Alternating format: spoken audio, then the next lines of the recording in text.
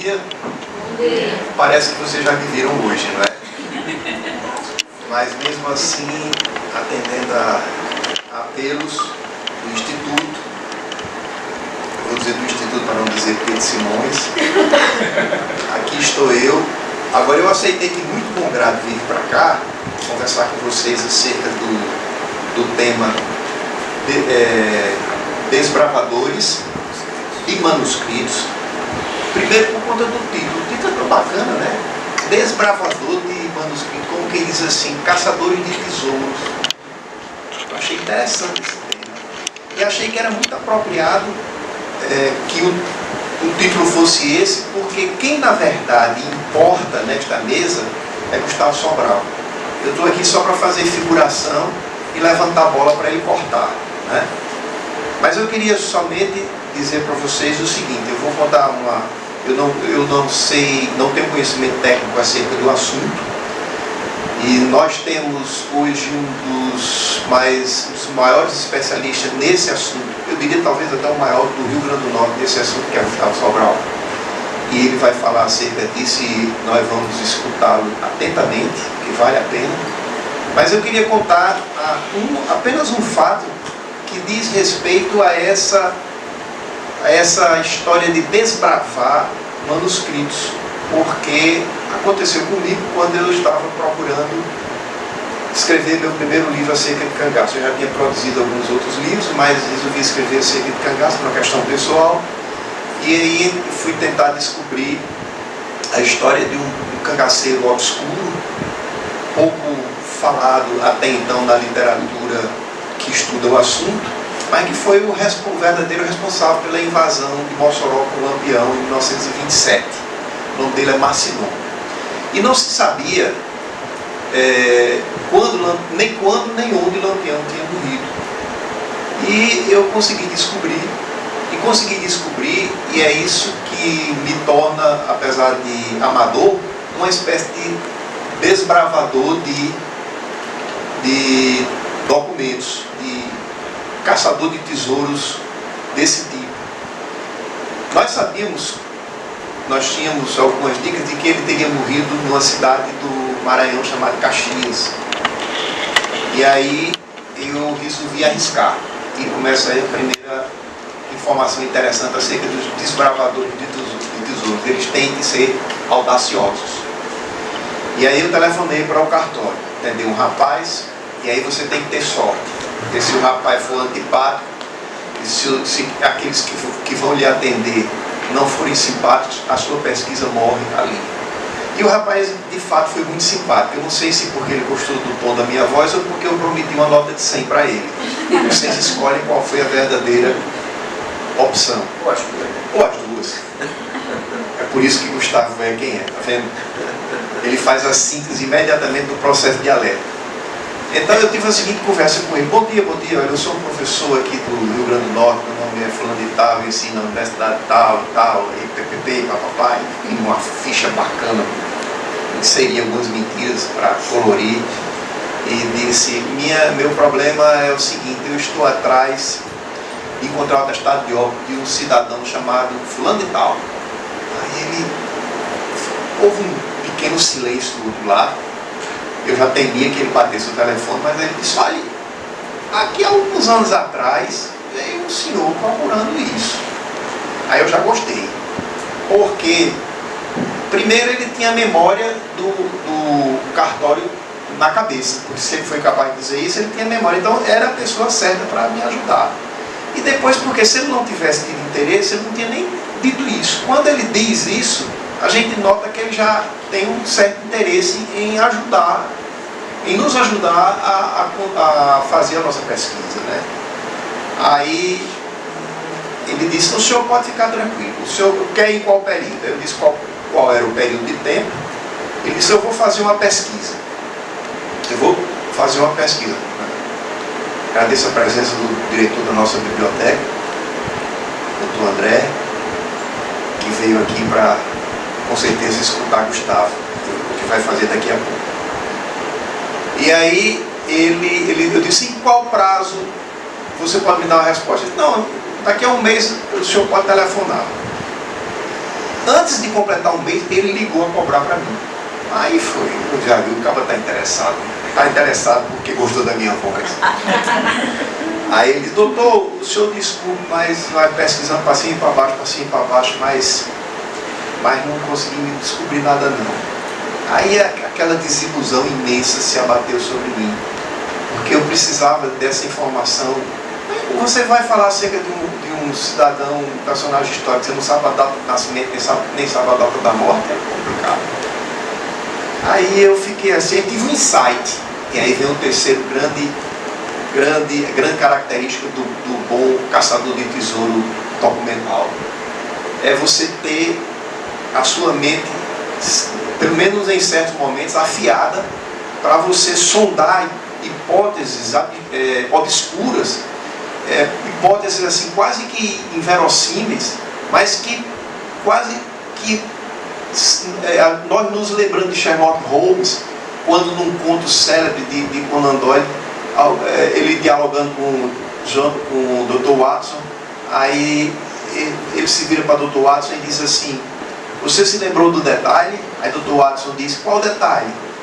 Aí ele disse, o cachorro. Aí o Dr. Watson disse, mas o cachorro não latiu. Aí Sherlock Holmes disse, exatamente por isso. Quer dizer, você tem que ter a capacidade de construir hipóteses absurdas, audaciosas, porque é com elas que nós avançamos. Levar em conta as ausências também, falta do lado. Exatamente, falta do lado. Essas coisas assim, absurdas, mas que terminam, e foi o que aconteceu. Porque eu me lembrei que tinha escutado, numa entrevista que eu tinha feito no sertão da Paraíba, que Macilon, que era o personagem que eu procurava, tinha sido morto por um negro cujo apelido era Floriano. Eu escutei aquilo, mas não dei muita importância, porque aí vem outra característica de quem pesquisa isso. Ele tem que ter vários elementos corroborando uma mesma hipótese, porque senão a hipótese não se sustenta. E como aquela hipótese estava solta, eu deixei de lado. Mas acontece que ela ficou de lado, mas ela ficou na minha memória. E aí eu me lembrei, na hora eu me lembrei. Aí disse para o rapaz, olha, faça o seguinte, você poderia fazer a mesma pesquisa em nome de alguém chamado Floriano. Aí ele disse, faço. Uma semana depois ele ligou para mim a cobrar, né, lógico. Aí disse, doutor, eu encontrei. Quando ele disse isso, eu dei um grito que minha menina que estava no quarto vizinho, disse, papai, pelo amor de Deus, infartou. Eu disse, quase. Aí eu disse, me diga só para fechar, no atestado de óbito, quem são os pais do morto. Quando ele disse o nome dos pais do morto, era o nome de Macilon. Então significa dizer que Macilon chegou na cidade, assumiu essa identidade de Floriano e com ela foi sepultado. E na verdade só veio ser descoberto o atestado de óbito porque eu me lembrei que tinha essa história que tinha sido contada por uma sobrinha neta dele, assim, de raspão, numa conversa em pleno interior da Paraíba. Então, isso é importante para o pesquisador. E tendo contado essa história para vocês, não tendo mais nada a dizer e muito a escutar, eu passo o microfone para o verdadeiro e importante debatedor e palestrante de hoje, que é o meu grande profissional, Gustavo Sobral. Queria convidar André Felipe a se juntar aqui conosco à mesa, porque se o tema é desbravador de manuscritos, vamos aproveitar o ensejo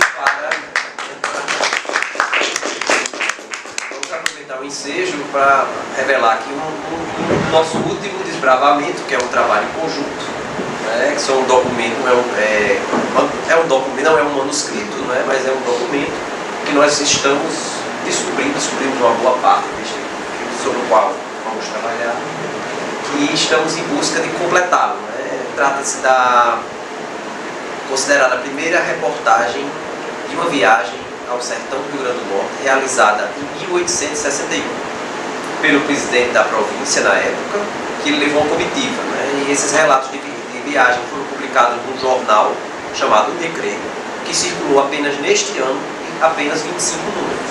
Nós localizamos faltam 2 números para nós completarmos a reportagem, porque ela foi publicada em série. Né? E a partir dessa reportagem nós estamos recuperando que imagem, que sertão era esse que existia no Rio Grande do Norte em 1861. e o que é que eles encontraram, o que é que eles foram fazer lá e o que é que eles trouxeram de imagens de um Rio Grande do Norte que existiu e que talvez seja muito parecido com o que ainda existe hoje nos seus aspectos econômicos, políticos e sociais. Eu vou passar agora a palavra para o André para falar um pouco sobre o tema também, depois o Honório pode acrescentar alguns dados. A gente vai apresentar, vamos dizer assim, o que seria a recuperação dessa história, dessa viagem, né? Que é o nosso, vamos dizer assim, um escrito, um documento, né, que estamos desbravando atualmente.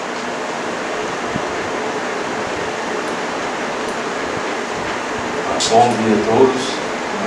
Quero agradecer aqui o convite surpresa de fazer parte dessa mesa.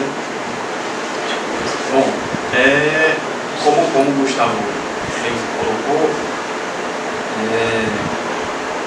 esse relato dessa viagem de 1861, ela está dividida em alguns números do jornal Recreio, salvo engano, do 12 ao 21, e a gente não tem acesso a dois números, o 12, que é o início da viagem, e o 19.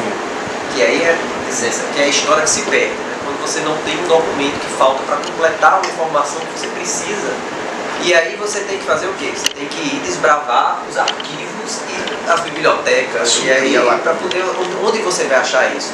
Aí precisa dos dois elementos que Honório utilizou, né? A simpatia e a nota de 100.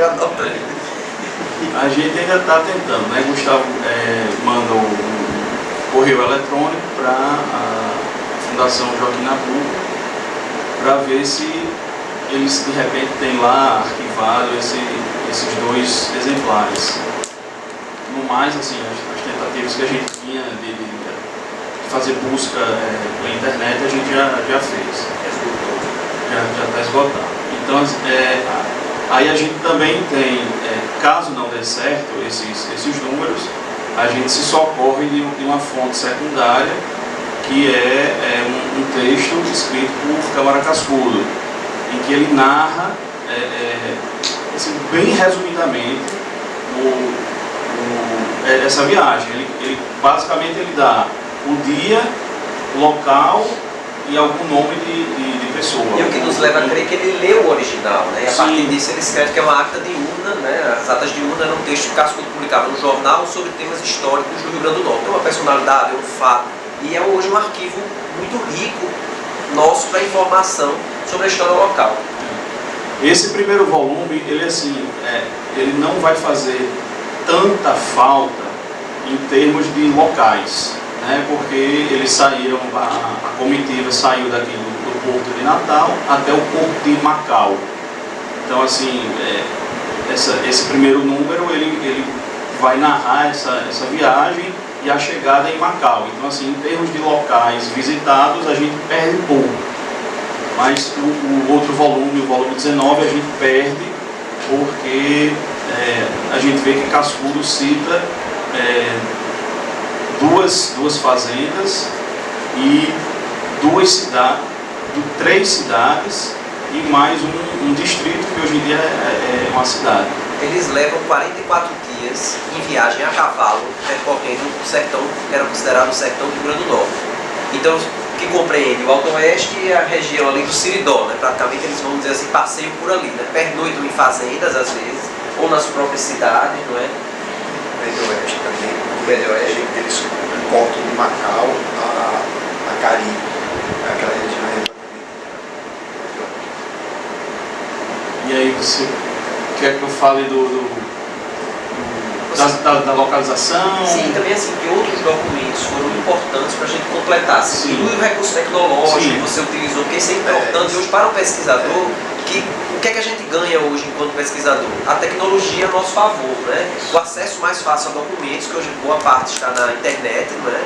E também outros tipos de recursos que a gente utiliza, como aquele do...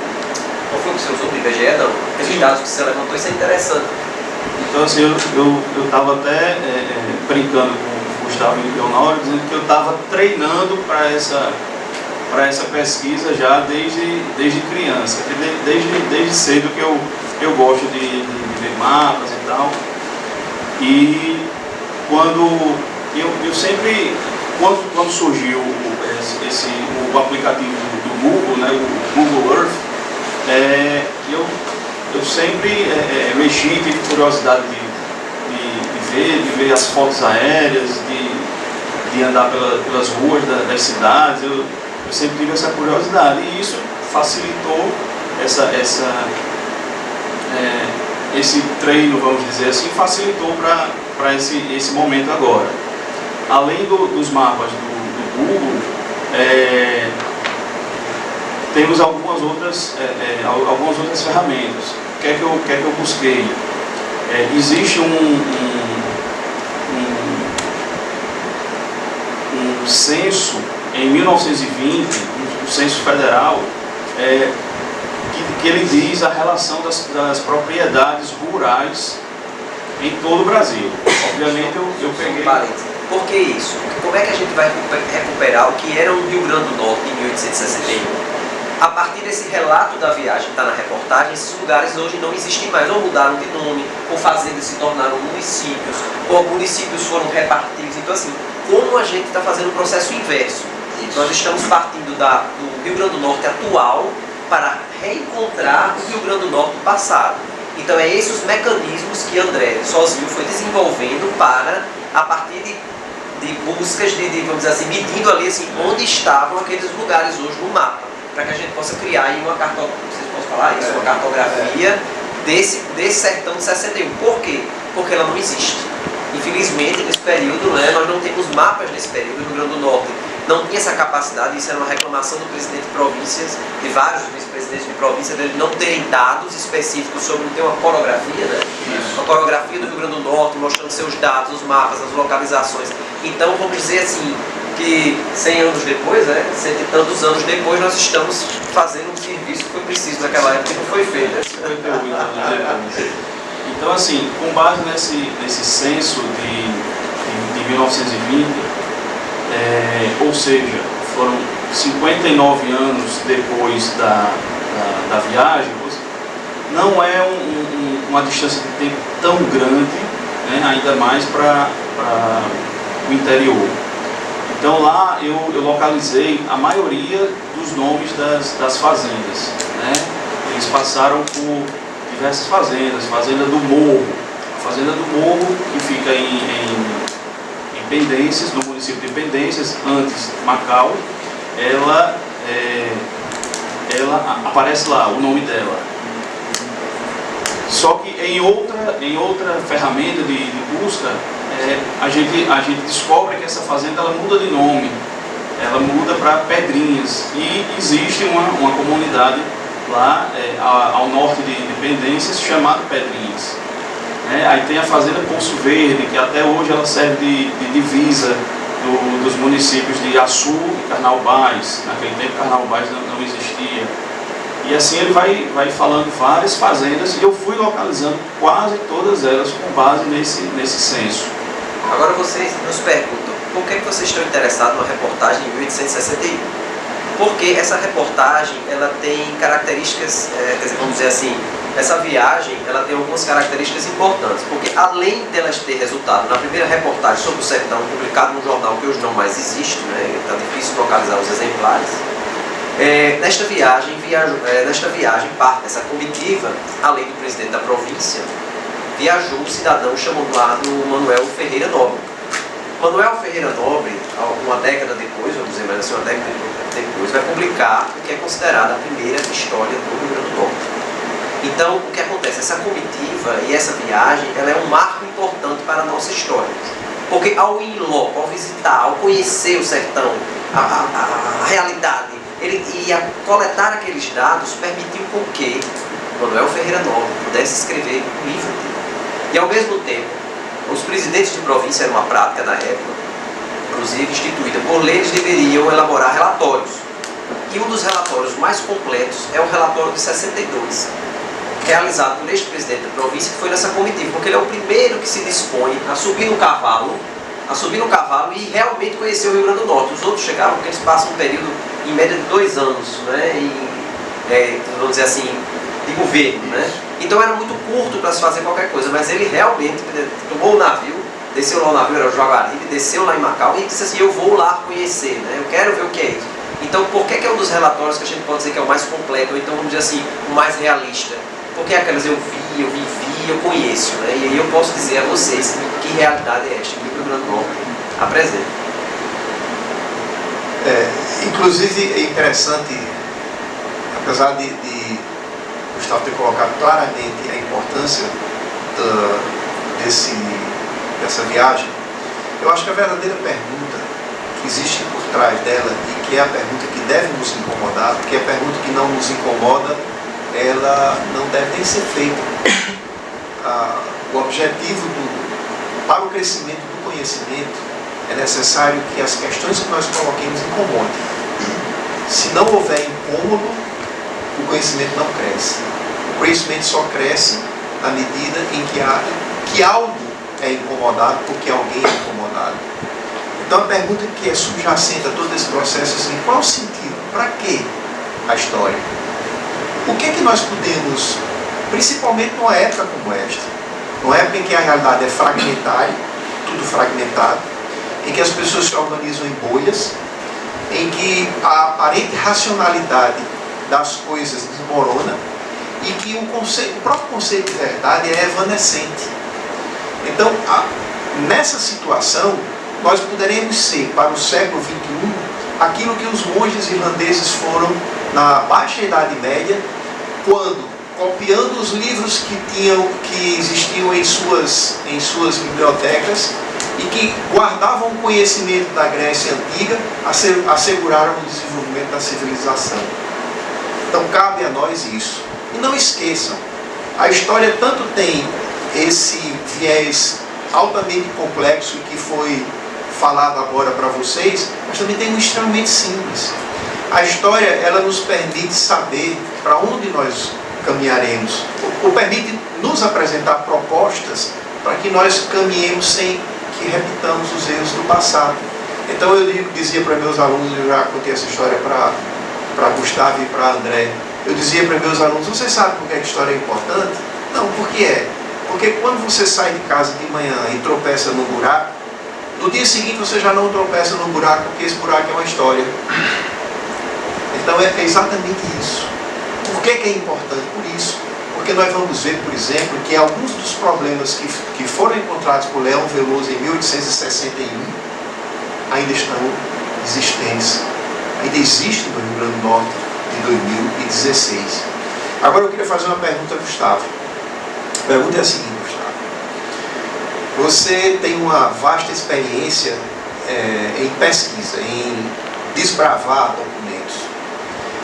Quando você vai em busca de um documento, qual é o primeiro passo a ser dado por quem quer localizá-lo? É buscar as fontes. Você tem que ir trilhando os caminhos, né? E os arquivos, né? Tem que ir aos arquivos e descobrir onde está guardado esse documento, este arquivo. É a internet hoje. Há uma hierarquia de valores entre esse documento. Que tipo de documento, primeiramente, você procura? Bem, o documento depende de cada trabalho, né? Por exemplo, se eu vou escrever sobre, se eu quero descobrir a relação de, por exemplo, da poeta Zila Mamede com Manuel Bandeira e Carlos Drummond de Andrade e com João Cabral de Melo Neto, foram 3 poetas com os quais ela teve, vamos dizer assim, contato, eu tenho que ir para a correspondência. Então é dentro da troca de correspondência entre eles. Então este é o documento ideal. No momento em que eu quero recuperar, vamos dizer assim, as reportagens de 1861, eu tenho que ir aos jornais, os arquivos dos jornais para recuperar a reportagem, mas ao mesmo tempo existem outros, vamos dizer assim, elementos que são necessários, porque André citou alguns elementos de busca, mas por exemplo, a bibliografia, a gente precisa conhecer como era a política, a economia no segundo reinado, então a gente vai aos livros de história, vai ler Boris Fausto, vai ler Câmara Cascudo, e tantos outros, tanto as publicações mais antigas, que aí você tem uma interpretação da história, né? Quanto o que está sendo produzido hoje, as coleções de história que estão sendo publicadas, essa revisão que a história passa também. A gente precisa sempre caminhar entre o passado e o presente para poder fazer essa construção. Eu acredito que o que a gente comunicou aqui hoje é uma boa novidade, é um trabalho que a gente está desenvolvendo aqui em conjunto, não é? E que vocês devem aguardar o resultado final desse nosso levantamento, porque o desbravar documentos sempre eles encontrar manuscritos, eles sempre vão revelar o passado, mas com essa visão de projetar o futuro. Né? Eu vou passar para vocês, se cada um quiser concluir alguma coisa.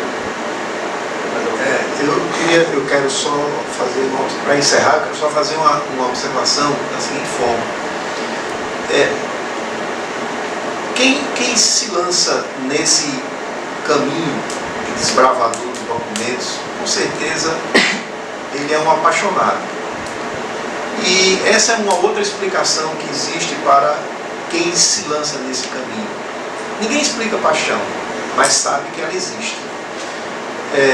Quem, por acaso, quiser realmente compreender os meandros do que significa a paixão de ir atrás de um documento, de cruzar informações para saber se essas informações estão corretas, como nós vimos na palestra anterior do Dr. Manuel Neto, acerca da carta de Peruvalho de Caminha, o trabalho incessante durante 3 anos que ele vem travando contra um documento controverso, com várias traduções, cruzando essas informações que resultam da tentativa de entender com outras tentativas, faz com que nós percebamos que existe uma diferença muito grande entre aquele documento que é factual, que está na nossa frente, à nossa disposição, e a interpretação que nós vamos fazer dele. E aí é um outro passo que nós temos que ter cuidado. Por que nós precisamos ter cuidado? Porque nós também vivemos, eu já falei que vivemos uma época fragmentária, mas nós vivemos também uma época em que as pessoas estão ficando intolerantes. E a intolerância, ela gera um tipo de conduta terrível.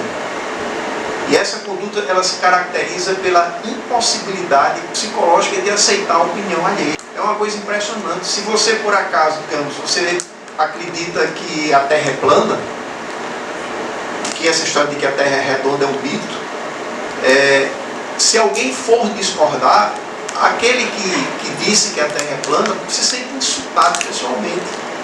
E não pode ser assim no mundo da história, porque no mundo da história é preciso que haja controvérsia. Da controvérsia surge a luz. É do debate que vai aparecer o conhecimento, principalmente nessa área tão complexa quanto a área da história. Por isso que o trabalho que André faz é um trabalho sumamente importante, porque ele vai nos dar a opção de, tendo uma oferta factual precisa, nós podemos interpretar aquilo ali com uma qualidade superior. Então, assim, chamar a atenção, né, já que estamos na Semana Nacional de Arquivo, que a importância dos arquivos, né? Então, foi o arquivo feito pela Biblioteca Nacional, o Gustavo localizou essa preciosidade, que são esses exemplares desse jornal Recreio, contando essa emocionante viagem feita pelo sertão em 1861. E existem arquivos, né? A gente também não pode pensar que arquivo é só coisa velha, né? Eu me socorri de alguns documentos modernos, que são arquivos também, né, para poder localizar essas fazendas totalmente desconhecidas de nós todos. Eu me vali de mapas do INPE, né, o Instituto Nacional de Pesquisa Espacial. Ele fornece mapas, mapas hidrográficos, né, dos açudes. Então, com base nos nomes dos açudes, que coincidiam com os nomes das fazendas, eu localizei algumas. Depois, a gente avançando mais na pesquisa, descobri uma ferramenta sensacional, que é o KINEF, que agora eu não vou me lembrar o que significa essa sigla, mas é Cadastro Nacional de Estatística, que é do IBGE, que lá você pode escolher a opção das propriedades rurais, e lá vai dar as coordenadas geográficas. Então eu vou no mapa do Google e localizo com precisão fantástica as casas, né? São todos os domicílios rurais. O IBGE fornece no censo de 2010, acredito que no censo de 2020 também vai fazer. Interessante, André, que você, através do Google Earth, você pode até pegar a imagem atual por exemplo, se você Cajuais da Serra, tem Cajuais da Serra. Se você pegar Cajuais e você pegar o Google e fotografar a casa, você vai encontrar a mesma casa que era em 1920, porque ela não mudou essa casa. Isso é uma coisa fantástica da tecnologia. Então assim, e isso é arquivo. Né? Arquivo, a gente não pode pensar que arquivo é só aquela coisa velha, aquele papel velho. A sociedade, embora a gente goste de papéis velhos, né? a sociedade evolui, o arquivo também evolui, como tudo na vida. Então assim, o recado que a gente tinha a passar é esse. Não sei se alguém mais quer finalizar ou... Sim, passa para o Bom, aguardem cartas, conforme o Gustavo disse, né? O trabalho renderá frutos, com certeza. E mesmo que sejam amargos, serão saborosos, porque há frutos que são amargos, mas são saborosos. Mas eu tenho certeza que serão doces. Que oportunidade no Instituto da PB, participando pela primeira vez da semana dos arquivos, nós estamos lançando essa proposta de resgatar um documento importante para a história para a pré-história do Rio Grande do Norte. A proto-história, vamos dizer, Narciso Medeiros.